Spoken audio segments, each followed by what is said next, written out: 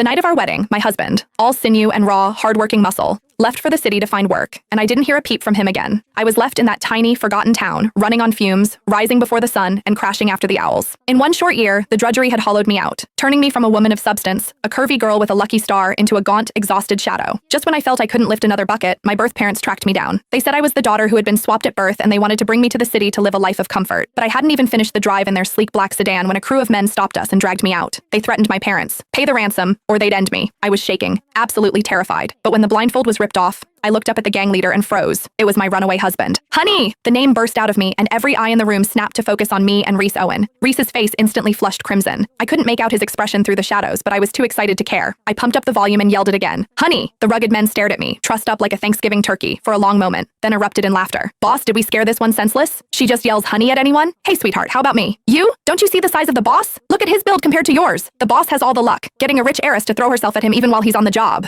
Reese glared fiercely at his crew. When he looked at me, his brow furrowed. Stop yelling. Who are you calling your husband? I was stunned. He didn't recognize me. He'd abandoned me on our wedding night to seek fortune, promising to return and give me the good life, but he hadn't even called once. If my birth parents hadn't found me, I'd still be in that village, stuck playing Penelope. The thought of it all brought my fury to a boil. You rotten, heartless man. You walked out and left me to fend for myself, and now the first thing you do is kidnap me? Do you have no soul? Do you know how I've been living? Starving? Freezing? I nearly died of cold in that village last winter. I wallowed in the drama of my past misery, screaming the accusations until tears streamed down my face. The men exchanged bewildered, uncertain looks. No way. Is that really the boss's wife? Damn, boss just hit the jackpot. A wife and a ransom. You can't forget your crew when you hit it big, boss. A skinny guy, Mac, sidled up to Reese with a leering grin. Boss, we were supposed to kidnap her, but I think she's here to kidnap you. Reese finally snapped out of his daze and shoved Mac away in disgust. All of you, shut your mouths! He then strode over, intentionally roughing up his voice, and grabbed my chin. You open your eyes and look at me. Who is your husband? I'm known as the Rattler on the street, and I stand by my name. And besides, I have a wife. She's a curvy girl, a woman of substance. You may sound like her, but those stick arms and legs?